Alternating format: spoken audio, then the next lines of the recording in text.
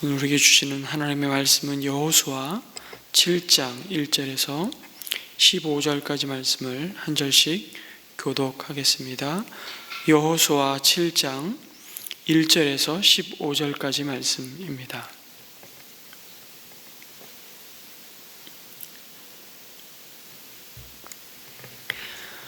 여호수아 7장 1절 말씀을 제가 먼저 봉독합니다. 이스라엘 자손이 전멸시켜서 주님께 바쳐야 할 물건을 잘못 다루었다.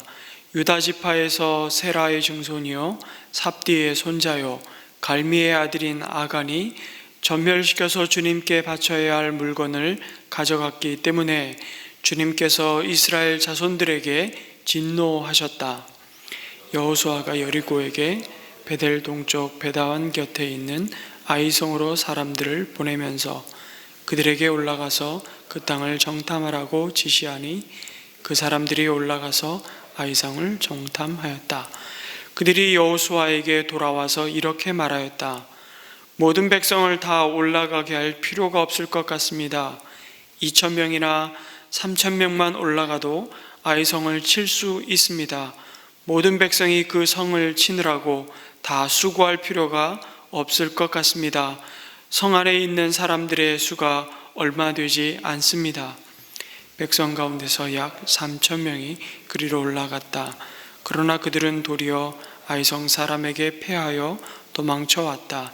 아이성 사람은 이스라엘 사람을 36명쯤 죽이고 성문 앞에서부터 스바림까지 추격하여 비탈길에서 그들을 쳤으므로 백성의 간담이 서늘해졌다.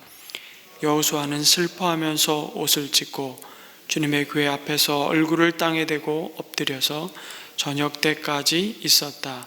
이스라엘의 장로들도 그를 따라 슬픔에 젖어 머리에 먼지를 뒤집어 썼다. 여호수아가 아뢰었다. 주 하나님, 우리 백성을 요단강 서쪽으로 잘 건너게 하시고는 왜 우리를 아모리 사람의 손에 넘기어 멸망시키려 하십니까? 차라리 우리가 요단강 동쪽에서 그대로 살았더라면 좋을 뻔하였습니다. 주님, 이스라엘이 원수 앞에서 패하여 되돌아왔으니 이제 제가 무슨 말을 할 수 있겠습니까? 가나안 사람과 그 땅에 사는 모든 주민이 이 소식을 듣고 우리를 애워싸고 이 땅에서 우리의 이름을 없애버릴 터인데 주님께서는 주님의 위대한 명성을 어떻게 지키겠습니까? 주님께서 여호수아에게 말씀하셨다. 일어나거라. 어찌하여 이렇게 엎드려 있느냐? 이스라엘이 죄를 지었다. 나와 맺은 언약, 지키라고 명령한 그 언약을 그들이 어겼고 전멸시켜서 나 주에게 바쳐야 할 물건을 도둑질하여 가져갔으며 또한 거짓말을 하면서 그 물건을 자기들의 재산으로 만들었다. 그래서 이스라엘 자손은 원수를 대적할 수 없었고 원수 앞에서 패하여 물러섰다. 그들이 자청하여 저주를 불러들여서 그들 스스로가 전멸시켜야 할 물건이 되었기 때문이다. 너희들 가운데에서 전멸시켜 나 주에게 바쳐야 할 물건을 없애지 아니하면 내가 다시는 너희와 함께 있지 않겠다. 일어나서 백성을 성결하게 하여라. 너는 그들에게 말하여라. 너희는 스스로 성결하게 하여 내일을 맞이할 준비를 하여라. 주 이스라엘의 하나님께서 이렇게 말씀하신다. 이스라엘아, 너희 가운데 전멸시켜서 주님께 바쳐야 할 물건이 있다. 그것을 너희 가운데서 제거하기 전에는 너희의 원수를 너희가 대적할 수 없다. 너희는 아침에 지파별로 나오너라. 주님께서 주사위로 뽑으신 지파는 가문별로 가까이 나오고 주님께서 주사위로 뽑으신 가문은 집안별로 가까이 나오고 또한 주님께서 주사위로 뽑으신 집안은 장정별로 가까이 나오노라. 같이 읽습니다. 전멸시켜서 주님께 바쳐야 할 물건을 가져간 사람이 주사위로 뽑히면 그에게 딸린 모든 것과 함께 그를 불에 태우겠다. 그가 주님의 언약을 어기고 이스라엘에서 수치스러운 일을 저질렀기 때문이다. 아멘. 여리고성이 무너졌습니다. 이스라엘 백성은 치열하게 전쟁을 치르고 난공불락의 성을 정복한 것이 아니라 하나님이 여리고성을 그들의 손에 붙이셨기에 무혈입성을 하여서 모든 전리품을 그냥 주었다고 말해도 하나도 틀리지 않는, 전쟁 아닌 전쟁을 가나안 땅에서의 첫 승리로 맛보았습니다.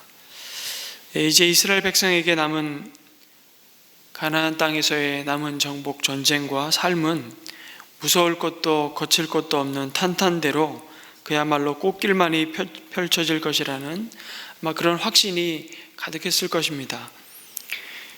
그러면서 여호수아 자신도 하나님으로부터 이런 칭찬을 혹시 기대하지 않았을까요? 그가 장수로서 훌륭한 전쟁을 치루었기 때문이 아니라 내가 너에게 한 명령을 내가 온전히 순종했다, 참 잘했다, 그런 말을 내심 기대했을지도 모르겠습니다. 그런데 오늘 1절 말씀은 그러한 기대에 찬물을 확 끼얹는 말씀으로 시작을 하십니다. 이스라엘 자손이 전멸시켜서 주님께 바쳐야 할 물건을 잘못 다루었다고 말씀하십니다. 계속해서 이 표현을 반복하시고 또 반복하십니다. 그만큼 이 전쟁의 의미가 무엇이었는지, 특별히 여리고성을 모두 전멸하라는 이 메시지 가운데 담아 놓으신 하나님의 뜻이 무엇이었는지 우린 잘 좀 기억해야 할 필요가 있죠.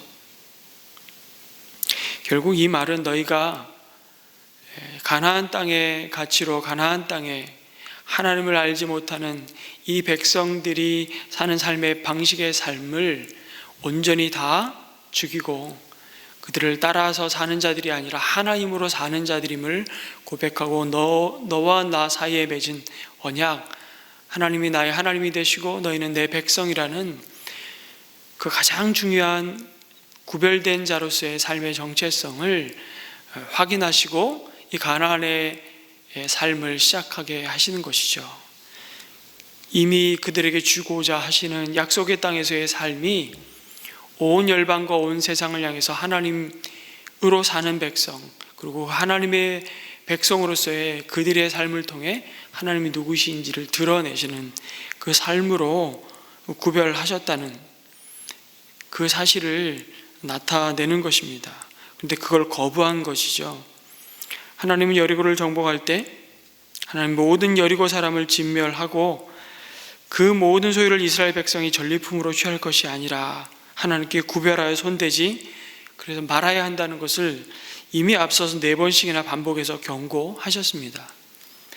전멸시켜야 할 재물에 손을 댔다가는 오히려 이스라엘이 하나님의 저주를 받을 수 있음을 반복해서 미리 경고하셨습니다. 그런데 안타깝게도 최악의 시나리오가 현실이 되어버렸습니다. 이스라엘의 위기가 찾아온 것입니다. 여리고에서의 승리에 한껏 고무되었던 이스라엘 백성이 아이성을 공격하는데 아이성에서 예기치 않은 패배를 드디어 경험합니다. 여호수아는 여리고에서 거둔 승리의 아주 절정에서 아이라는 그 패배의 깊은 골짜기로 내려오고 맙니다. 1절에서 5절까지 그 이유가 무엇인지를 드러내십니다. 아무도 모를 거라고 그냥 깜짝같이 숨기고 있었던 죄악을 들추어 내십니다. 바로 아간의 신할에서 만든 아름다운 외투 한 벌, 200세겔의 은과 50세겔의 금을 취하여서 자신의 장막 땅 밑에 묻어 두었던 것입니다. 그런데 하나님은 범죄한 자는 유다 지파의 아간 한 사람이었는데 그의 화가, 그 진노가 공동체 전체에게 미쳤다고 말씀합니다. 분명히 아간의 장막 땅 밑에 감춰두었는데 그 죄악이 이스라엘 가운데서 행해졌다고 말씀하십니다. 바로 나 하나쯤이야 이렇게 안이하게 생각을 한 사람으로 이스라엘 공동체 전체가 하나님의 진노 아래 놓이는 결과를 가져왔습니다. 하나님은 그의 죄악을 이스라엘 전체의 불순종으로 다루십니다. 한 죄가 전체를 악하게 하고 오염시키는 거죠. 한 사람의 죄가 공동체를 무너뜨릴 수 있음을 보여주십니다. 아담 한 사람의 죄가 온 인류를 병들게 하였듯이 말이죠. 아간이 누구입니까? 그의 이름은 아간 혹은 괴로움이라는 의미의 아갈이었습니다. 오늘 그가 유다 지파였다는 사실을 밝히시고 계보가 4대에 걸쳐서 자세하게 소개가 되고 있습니다. 이 집안을 이렇게 자세하게 소개하는 것은 여호수아의 아간 한 사람밖에 없는데요. 정말 유력한 집안이었고 엘리트 출신이었고 어제 6장에서 보았던 주인공 라합과는 너무나도 대조적인 이스라엘 밖의 사람인, 그것도 출신에 있어서 부정하다고 말할 수밖에 없는 창녀 라합과 그의 가족들과 얼마나 의도적으로 대조적으로 말씀하고 있는지 모릅니다. 여호수아를 기록한 저자는 이와 같은 아간에 대한 정보를 이렇게 상세하게 전하고 있는 이유가 무엇입니까? 앞으로 일어날 이스라엘의 그 실패는 하나님의 마음이 변화했거나 그 하나님의 능력이 부족해서 비롯된 것이 아니라 이스라엘의 죄 때문임을 분명히 밝히시는 것입니다. 어떤 사람이 하나님의 뜻 밖에 있을 때 그 한 사람이 미칠 수 있는 그 영향과 그 손해를 절대 과소평가하지 말라고 경고하십니다.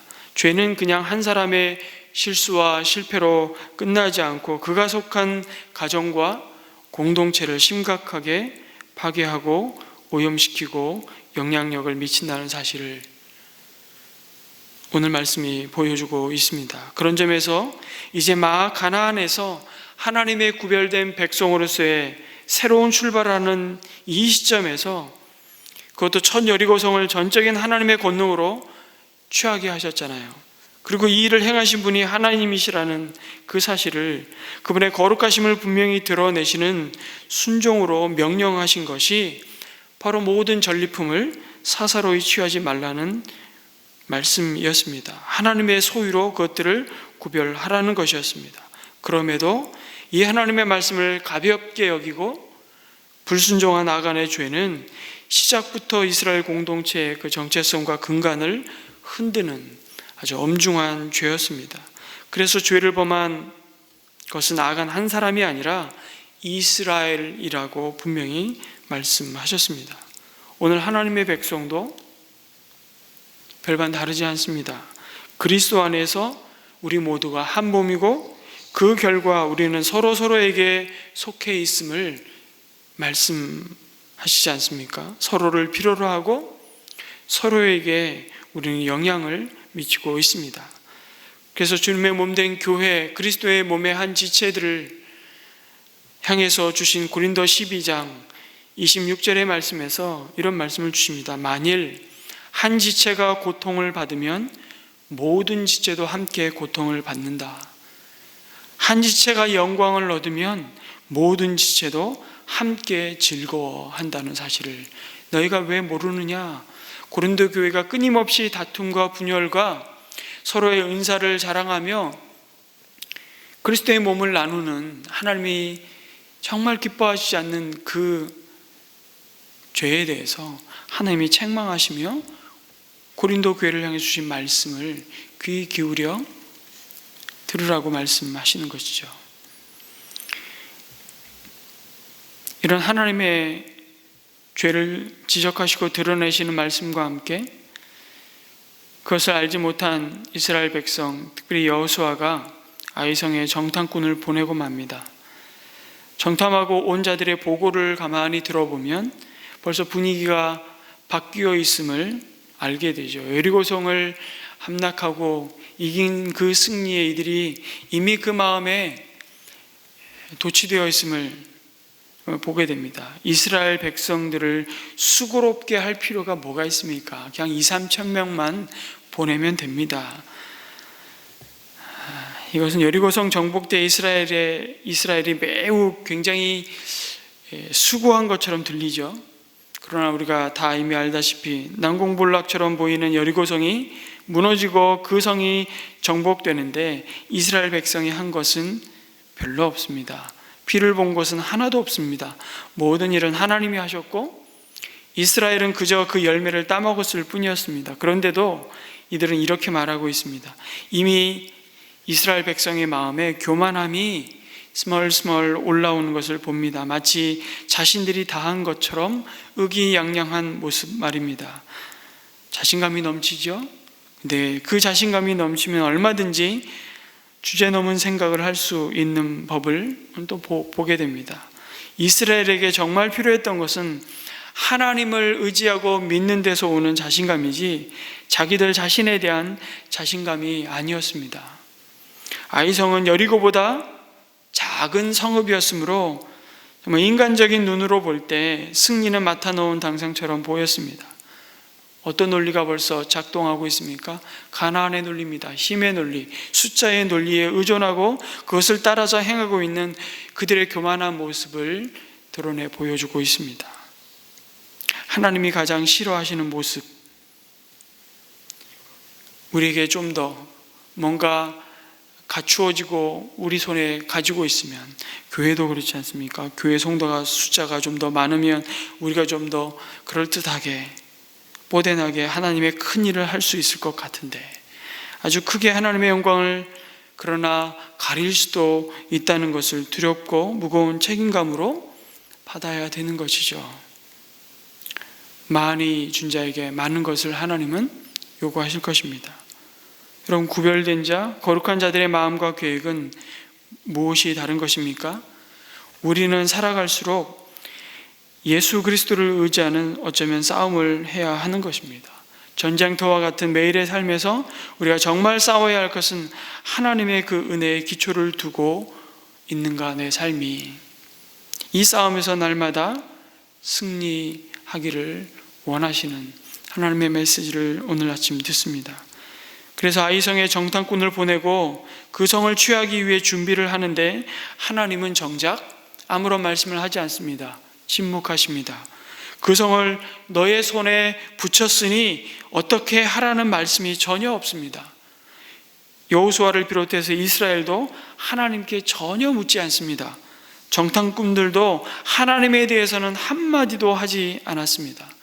여러분, 불과 며칠 전에 여리고성을 정복할 때 진짜 하나부터 열까지 하나님의 지시하심을 받았는데 이번에는 그런 흔적이 하나도 없습니다.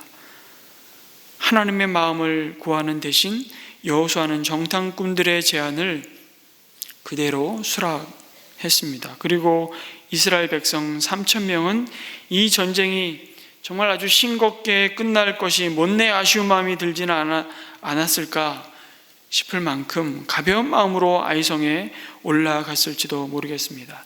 해발 500m에 이르는, 여리고는 평지였지만 아이성만 해도 올라가야 하는, 사실은 전쟁으로 따지면 결코 쉽지 않은 전쟁이었음에도 불구하고 하나님께 묻지도 않고 하나님의 뜻을 듣지도 않고 그들은 아이성의 전쟁을 시작합니다.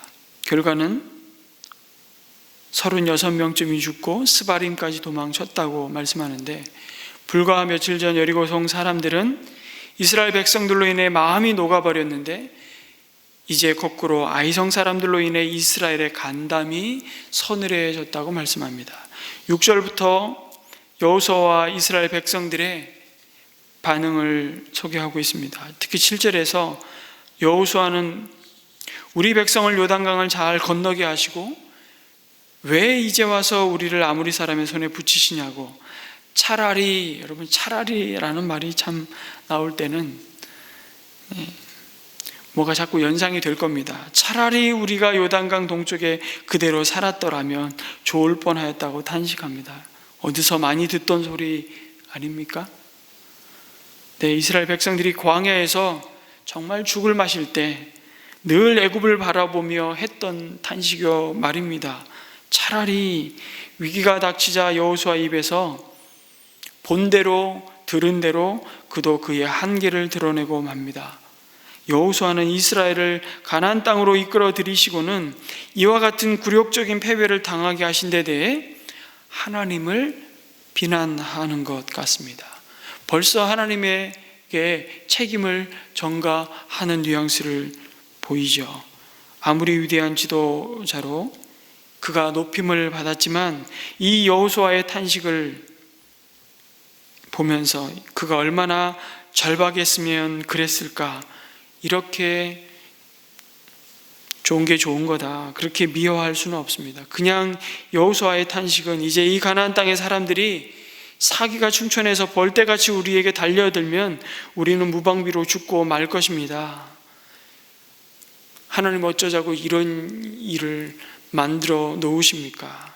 그리고 살짝 뒤에 하나님의 명성도 어떻게 지키실 것입니까? 라고 그냥 한마디 덧붙이는 것으로 하루 종일 엎드려 기도가 시작됩니다. 그런데 하나님은 일어나거라, 어찌하여 이렇게 엎드려 있느냐고. 여러분, 이게 글로 읽지만 대화 가운데 이것을 주고받았다고 생각해 보면 이게 하나님의 정말 책망이라는 것을 우리는 알게 되죠. 이렇게 엎드려 단식한다고 해결될 문제가 아니라는 것을 말씀하십니다.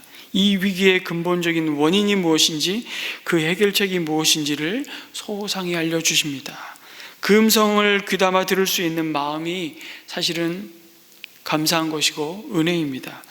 위기는 어떤 모습으로든 늘 찾아오지 않습니까? 우리 자신의 허물과 연약함이 직접적인 이유이기도 하지만, 여러분, 때로는 지금처럼 한 사람의 죄악과 불순종으로 공동체 전체가 하나님의 진노 아래 놓여지는 상황이 찾아옵니다.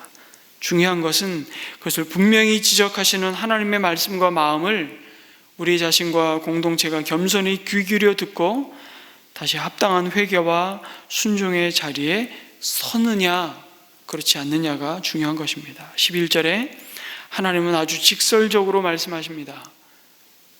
이스라엘이 죄를 지었다. 나와 맺은 언약 지키라고 명령한 언약을 그들이 어겼다. 전멸시켜서 나주에게 바쳐야 할 물건을 도둑질하였고 또한 거짓말하여 자신들의 재산으로 만들었다. 그리고 아주 충격적인 말씀을 하십니다. 이제 너희 자신 스스로가 그 진멸의 대상이 되었다고 말씀하십니다. 너희가 도둑질하고 속여 자기 것으로 삼은 물건들을 없애지 않으면 내가 다시는 너희와 함께 있지 않겠다고 말씀하십니다. 여러분, 이보다 더 무서운 책망의 말씀은 없습니다. 하나님이 함께 하시지 않는 순간 모든 것은 의미 없어지고 맙니다. 여리고에서 이스라엘이 거둔 승리가 군사력의 승리가 아니었듯이 아이성 전투의 패배도 그들에게 무기가 없어서 군사력의 패배가 아니었습니다. 죄로 인한 패배였고 불순종으로 인한 패배였습니다. 죄가 우리를 약하게 한다는 사실을, 그 죄가 우리를 무너지게 한다는 사실을 말씀하십니다. 하나님은 가장 근원적인 문제를 피해가지 않으십니다. 그것을 드러내시는 거죠. 그것은 가장 소중한 관계의 문제입니다. 하나님과 그의 백성과의 관계를 거부하고 무너뜨리는 죄가 근본적으로 정리되지 않으면 그 문제와 위기들을 벗어나기 위해서 아무리 사람을 찾아다니고 그 위기를 벗어날 수 있는 내 손에 쥐어진 무언가가 있다 한들 나머지 부분들을 가지고 이리 해보고 저리 해보아도 아무 소용이 없다는 것을 말씀하십니다. 더 이상의 진도는 나가지 않습니다. 삶의 진도는 한 발자국도 내 삶을 세울 수 없음을 말씀하십니다. 회개를 통해 그 죄를 씻어내고 정결하게 될 때 비로소 모든 것이 제자리로 돌아올 것입니다. 그래서 회개는 참으로 고통스러운 과정이지만 진정한 회복을 위해 피할 수 없는 길임을 오늘 아간의 사건을 통해서 보여주십니다. 하나님 말씀하시죠. 일어나서 백성을 성결하게 하여라. 이것이 실패에 대한 하나님의 처방입니다. 숨기고 있는 죄와 탐욕을 말씀으로 발견하고 버리라고 하십니다. 그래야 너희들이 산다고 말씀하십니다. 사랑하는 성도 여러분, 오늘 이 아침에도 우리 자신을 말씀의 거울에 비추어서 드러내시는 우리의 죄와 허물이 무엇이고 그것에 대한 사하심과 용서하심을 구하며 진정으로 오늘도 우리를 통해서 하나님께서 행하시고자 하시는 그 하나님의 일에 우리의 삶이 아름답고 요긴하게 쓰임받는 그런 복된 삶을 살았으면 좋겠습니다. 오늘도 우리가 머무는 우리를 두신 그 소명의 자리에서 하나님의 하나님 되심을 인정하며 하나님 앞에 구별된 그 하나님의 구원의 은혜를 받은 그 합당한 자의 삶을 오늘도 믿음으로 달려갈 수 있도록 다시 한번 우리에게 믿음을 주시고 용기를 주시고 다시 일으켜 주시고 하나님과 우리 사이에 가로막힌 담, 하나님의 뜻을 우리를 통해서 이루시고자 하시는 그 뜻을 이루지 못하게 오늘도 우리의 삶을 무너뜨리는 우리의 관계들을 무너뜨리는 그 죄에 대해서 하나님 앞에 토하며 하나님의 용서하시는 자비의 은혜를 아침 구하며 오늘 하루를 주님과 함께 동행하는 복된 하루를 시작했으면 좋겠습니다. 우리 자유롭게 기도하시고 돌아가도록 하겠습니다.